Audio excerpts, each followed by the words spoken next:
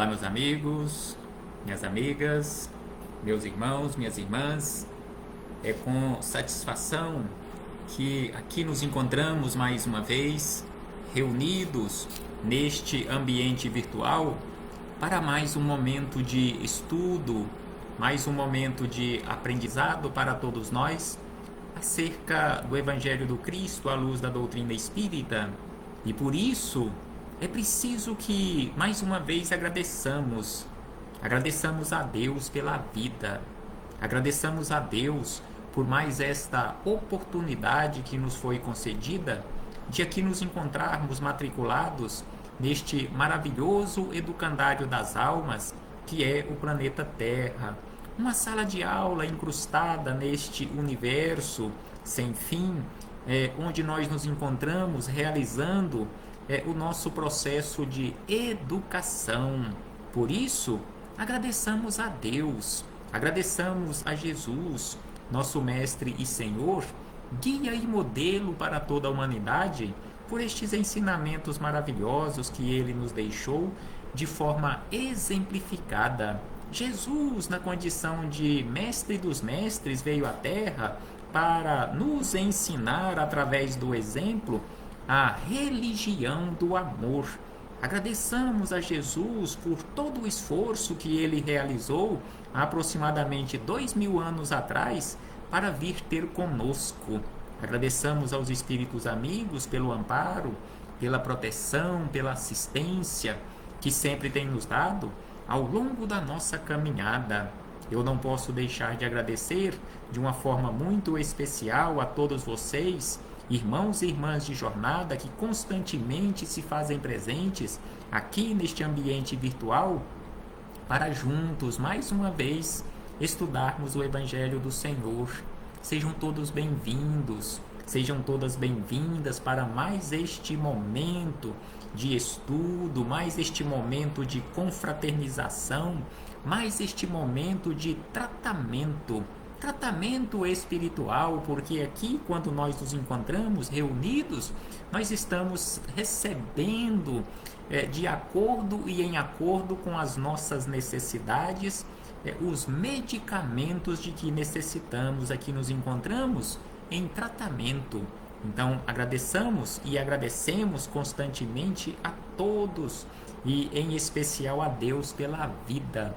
Então, hoje aqui nos encontramos reunidos mais uma vez para darmos continuidade ao nosso estudo sistematizado da doutrina espírita ou do Evangelho do Cristo à luz da doutrina espírita, mais uma questão de O Livro dos Espíritos que estudaremos neste momento.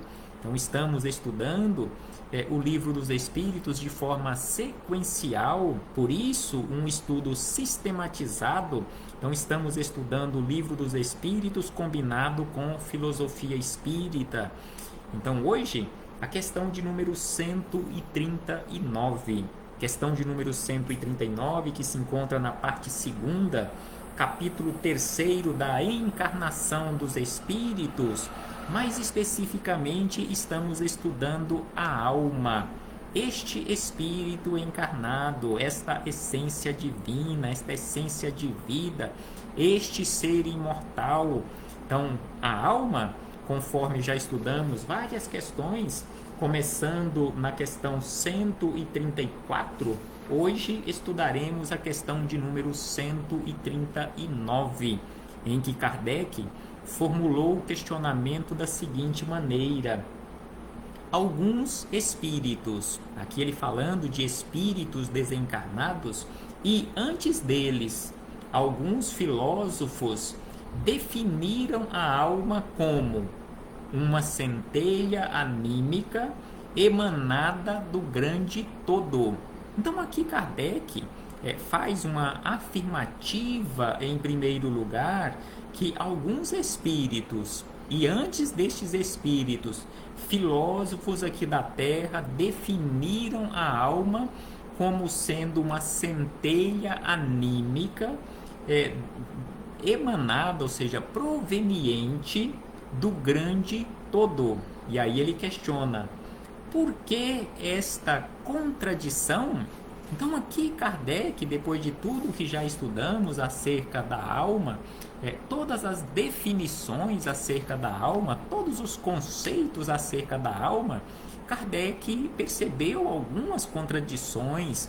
Então ele quis saber em especial de alguns espíritos, porque alguns espíritos e mesmo antes deles, filósofos definiram a alma de uma forma diferente, na condição de uma centelha anímica que dá ânimo ao corpo físico. E aí os espíritos amigos responderam de uma forma bem sucinta a este questionamento de Kardec da seguinte maneira: não há contradição. Por mais que se definam usando palavras diferentes, na essência é a mesma coisa. Então eles afirmam: não há nenhuma contradição. Tudo depende das acepções das palavras. Tudo depende da acepção ou das acepções das palavras. Dependem das palavras que forem utilizadas. Aí eles questionam: por que não tendes uma palavra para cada coisa? Então aqui eles fazem um questionamento encerrando a resposta, dizendo que não há contradição, mas sim apenas pontos de vista, acepções de palavras. Por que eles questionam? Por que nós aqui na Terra não temos palavras suficientes no nosso vocabulário para falar e para definir cada coisa? Então assim foi a resposta dada pelos espíritos amigos acerca desta centelha anímica. E aí, Kardec, esclarecendo um tanto mais acerca do assunto, deixou aqui a este questionamento e a resposta um comentário até extenso, explicando um pouco mais acerca da alma, acerca da nossa pobreza de vocabulário para definirmos as coisas de uma forma mais clara. Então Kardec escreveu: o vocábulo alma se emprega para exprimir coisas muito diferentes. Uns chamam alma ao princípio da vida, como já estudamos em questões anteriores, e nesta acepção se pode com acerto dizer figuradamente que a alma é uma centelha anímica emanada do grande todo. Então, quando se define ou quando usa o termo alma como sendo este princípio de vida, sem sombra de dúvida, conforme aqui diz Kardec, para exprimir, que neste caso é usado para exprimir muitas coisas, uns chamam a alma ao princípio da vida, e em sendo, usando este termo, esta palavra, usando este vocábulo alma para definir o princípio da vida, sem sombra de dúvida que não está errado, conforme que diz Kardec, afirmar que a alma é uma centelha anímica, ou seja, uma centelha que dá ânimo à matéria. E aí ele acrescenta: estas últimas palavras indicam a fonte universal do princípio vital, de que cada ser absorve uma porção e que após a morte volta à massa donde saiu. Essa ideia de nenhum modo exclui a de um ser moral, distinto, independente da matéria e que conserva a sua individualidade.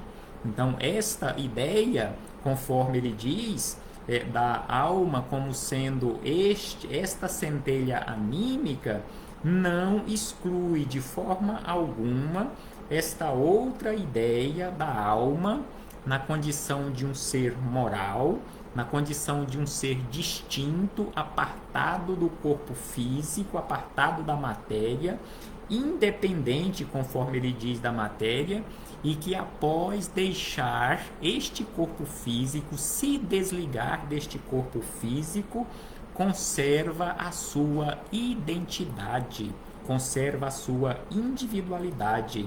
E aí ele acrescenta que a esse A esse ser igualmente se dá o nome de alma. E nesta acepção é que se pode dizer que a alma é um espírito encarnado, ou seja, a alma é um espírito que se encontra momentaneamente, provisoriamente, por alguns anos, por algumas décadas, ligados a este instrumento físico que é o corpo. E aí ele acrescenta que, dando da alma definições diversas, os espíritos falaram de acordo com o modo por que aplicavam a palavra e com as ideias terrenas de que ainda estavam mais ou menos imbuídos. Isto resulta, segundo escreveu Kardec, isto resulta da deficiência da linguagem humana, que não dispõe de uma palavra para cada ideia.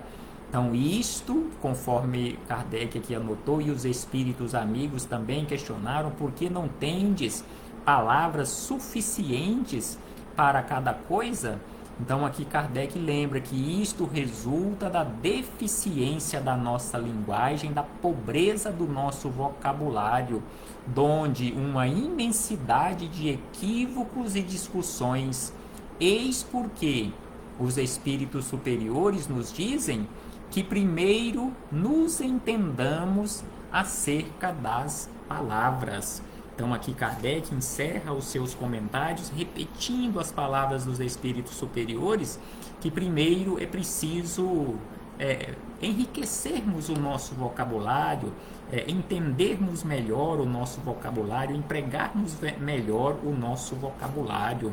E aí fechamos este parêntese com esta citação da questão 139 acerca da alma, nesta condição do questionamento de Kardec como uma centelha anímica. Por que esta definição?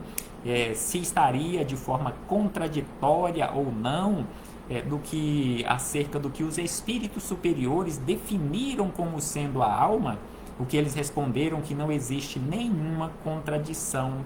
E aí chegamos nos comentários de Miramês, no livro Filosofia Espírita, coletânea de livros Filosofia Espírita, capítulo 37, do volume 3º, e ele deu como título Definições. Não importam as palavras usadas para as definições da alma, a alma será sempre alma, um espírito encarnado. Então Miramês começa os seus comentários da seguinte maneira: não há contradições. Assim como os espíritos superiores iniciaram a resposta a Kardec e a todos nós acerca destas possíveis contradições, Miramês inicia que não há contradições nas definições da alma. Existe, isso sim, pobreza de linguagem para transmitir, através da palavra, a realidade do espírito. Então aqui Miramês reforça a resposta dos espíritos superiores, os comentários de Kardec, dizendo que não existe nenhuma contradição, mas existe sim a pobreza em nossa linguagem, a pobreza em nosso vocabulário terreno. Faltam palavras para definirmos de forma correta e apropriada cada coisa. E aí ele acrescenta que todos, encarnados e desencarnados, reconhecem e propagam que o espírito foi feito por Deus e conserva a sua imortalidade por ter surgido de um ser imortal e distinto em toda a sua divina natureza. Nenhum de nós temos dúvida quanto a isto, que o espírito foi criado por Deus, foi feito por Deus e conserva a sua imortalidade por ter surgido de um ser imortal, porque todos nós tivemos como origem esta essência imortal, esta energia maior que é Deus.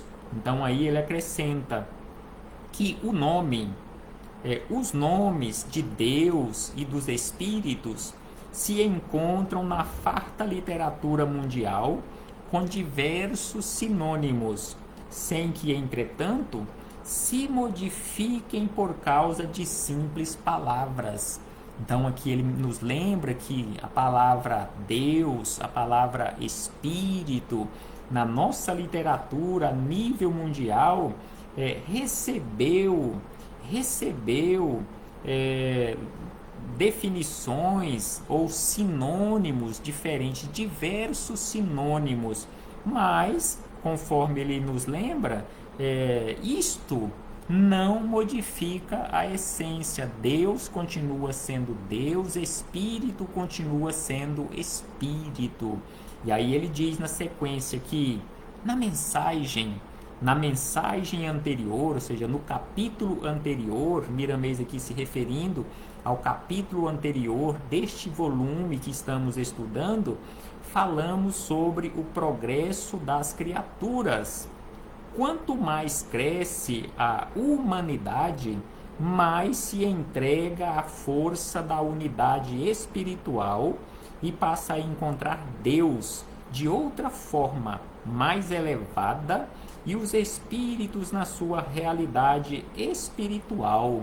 Então aqui ele nos lembra que quanto mais nós crescemos na condição de humanidade, mais nós nos entregamos e nos identificamos a esta força maior que provém de Deus, esta unidade espiritual, para que possamos encontrar Deus de outra forma, de uma forma mais elevada, e os espíritos também na sua realidade espiritual. O sol, diz ele, o sol não se perturba se chamado de lua, como a lua também não se modifica se for chamada de sol. Apenas palavras, mas a essência e o ser em si não se modificará. O sol não deixará de ser sol, mesmo que o chamemos de lua. Da mesma forma, a lua não deixará de ser lua, mesmo que a chamemos de sol. O espírito não deixará de ser espírito se o chamarmos de uma forma diferente. Deus não deixará de ser Deus também se o denominarmos de uma forma diferente. Com o passar dos tempos, acrescenta Miramês, e com o passar dos tempos, a própria ciência vai nos mostrando a unidade de Deus e a imortalidade da alma. Então, com o passar do tempo, com o avançar da nossa inteligência, cada vez mais ampliamos a nossa visão, ampliamos os nossos conhecimentos, por força da lei do progresso, conforme ele diz aqui, a própria ciência vai nos mostrando a unidade de Deus, ou seja, Deus é único, da mesma forma a imortalidade da alma. Tudo depende do tempo para ser explicado melhor e entendido com mais profundidade. Realmente tudo depende do tempo, depende do nosso progresso, depende do nosso caminhar. O que hoje nós não entendemos, não compreendemos de forma alguma, amanhã, quando avançarmos um pouco mais, por força da lei do progresso, entenderemos, compreenderemos, aceitaremos e praticaremos de uma forma natural. Então aqui ele nos lembra desta forma e diz que as contradições notadas entre os homens se deve às diversidades de níveis de vida, de faixa evolutiva, porém, no fundo, as ideias são as mesmas, mesmo as nascidas em diferentes lugares. Então aqui ele nos lembra que as contradições, ou aquilo que nós classificamos ou que julgamos ser contraditório, em verdade, isto se dá, ou isto se devem, estas contradições se devem às diversidades de níveis, diversidades de faixas evolutivas, mas no fundo, conforme ele diz, as ideias são as mesmas. E ainda ele diz que Jesus já falava que haveria de vir um tempo de termos um só pastor e um só rebanho. Jesus nos disse isso e continua nos dizendo que um dia teríamos um só pastor e seríamos um só rebanho. Isso poderemos aplicar, diz Miramês, em todas as modalidades da vida. Então, estas palavras de Jesus, segundo ele, Miramês, poderemos aplicar e podemos aplicar em todas as modalidades da vida, conceito das coisas. Um dia teremos um único conceito para as diversas coisas e situações, conforme aqui nos disse Jesus, um só pastor e um só rebanho, começando pela linguagem. Então, um dia teremos uma mesma linguagem, que ele diz, começando pela linguagem, que é de compreensão comum, que no amanhã haveremos de simplificar os idiomas de meios de comunicações, de meios de comunicação entre as criaturas. Então aqui ele lembra que este um só pastor, um só rebanho, se aplicaria pela nossa linguagem, ou o uso desta linguagem, uma única linguagem, um único idioma, um único meio de comunicação, uma forma de se comunicar. Um só rebanho, diz Miramês, no entendimento das leis espirituais, ou seja, um só entendimento acerca das leis espirituais. Então é por isso que ele nos lembra que estas palavras de Jesus poderemos aplicar em todas as modalidades, em todos os campos da nossa vida, na linguagem, no idioma, na comunicação, no entendimento das leis espirituais. Significa todos trabalhando juntos para facilitar e ganhar tempo no aprendizado conjunto. Então, quando isto acontecer ou estiver acontecendo, todos nós estaremos trabalhando juntos para facilitar a vida de todos e ganharmos tempo no aprendizado comum, ou seja, no aprendizado conjunto. Deus é o mesmo Deus em todos e em tudo.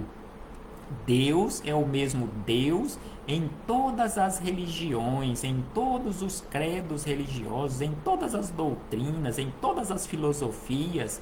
Deus, conforme ele diz, é o mesmo Deus em tudo e em todos. Assim, as leis, assim Jesus. Então, as leis são as mesmas, as leis naturais, as leis de Deus são as mesmas. Assim, Jesus também é o mesmo. As diferenciações são atrasos nascidos da ignorância. Então, estas diferenciações, estas contradições, conforme ele nos lembra, são atrasos para todos nós devido à nossa ignorância, nascidos da nossa ignorância. Logo que esta ignorância cessar, o progresso tomará a dianteira e libertará a consciência das trevas da ignorância em todos os sentidos. Então aqui ele nos lembra acerca da ignorância, que é de onde nascem estas contradições, de onde nascem essas diferenciações nas definições das coisas, mas logo que esta ignorância cessar, por força do progresso, e o progresso tomar a dianteira, nós nos libertaremos das trevas da ignorância através do esclarecimento, através da nossa consciência livre. Todos os sofrimentos se alicerçam na ignorância. Lembra Miramês que todos os sofrimentos se alicerçam na ignorância, e com a sabedoria espiritual, dominando, abriremos os olhos e passaremos a conhecer a verdade. Conforme nos disse Jesus, conhecereis a verdade e a verdade vos libertará.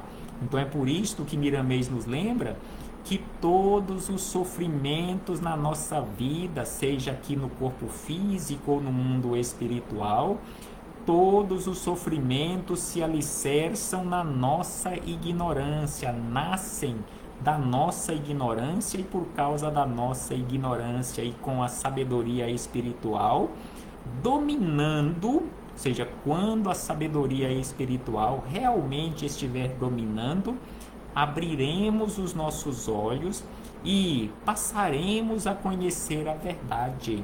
Para definir o espírito, o próprio espírito perde um tempo valioso. Então aqui ele nos lembra que para definir o espírito, para definir a alma, nós desperdiçamos ou utilizamos incorretamente um tempo que é altamente valioso, altamente precioso para todos nós. Ele é o que foi sempre, ou seja, o Espírito é o que sempre ele foi, essência divina. Criam-se religiões e filosofias humanas e elas examinam a alma sob um prisma, no entanto, é a mesma alma. Não importa qual o ponto de vista, não importa, conforme ele usa aqui o termo, qual o prisma eu utilize ou você venha utilizar para definir a alma ou o espírito, mas ela, a alma ou ele, o espírito, continuará sendo o mesmo ou a mesma. Enquanto os homens não se entendem, o tempo passa e, no fim de todas as incompreensões, haverá de surgir a verdade que nunca morre. Enquanto estamos discutindo, enquanto estamos desperdiçando ou utilizando mal o nosso tempo, a verdade esteve e continuará sempre de pé no seu lugar. Então aqui ele diz que a verdade nunca morre. E aí ele acrescenta que ela, a verdade, nasce no centro das necessidades. E aí, para concluir estas reflexões, ele diz o seguinte: deveis trabalhar, devemos trabalhar mais e não nos apegarmos muito às definições que o progresso já dispensou. Então não desperdicemos tempo, não desperdicemos energia, trabalhemos mais e não nos apeguemos a estas questiúnculas, conforme dizem os espíritos amigos. A meta primordial do espírito é a felicidade. Esta é a nossa meta. Todos nós fomos criados para sermos felizes, que esta felicidade somente pode nascer de dentro de nós mesmos. O céu não está longe. O céu, conforme disse Jesus, está dentro de cada um de nós. Ele a espera no entendimento das criaturas, filhas de Deus. Então este céu nos espera através e por meio do entendimento de todos nós na condição de filhos. Despertemos, pois, conclama Miramês por último, despertemos, pois, para a luz que nos ilumina e nos iluminará sempre, facilitando o nosso coração e a inteligência no saber e no amor. Então é preciso, conforme ele nos chama a atenção, é preciso trabalharmos, é preciso não nos apegarmos às definições, simplesmente por jogo ou jogos de palavras ou por falta de palavra adequada para definirmos de uma forma melhor. É preciso despertarmos-nos para a luz, para que possamos iluminar o nosso coração, iluminar a nossa inteligência, iluminar a nossa consciência, saindo das trevas da ignorância para a verdade, para a luz. Reflitamos acerca disto, meus irmãos e irmãs. Um abraço fraternal a todos e a todas e muito obrigado mais uma vez por sua presença. Muito obrigado mais uma vez por sua participação. Que o Senhor Jesus nos envolva e nos ampare hoje, agora e sempre. Que assim seja, meus irmãos e irmãs.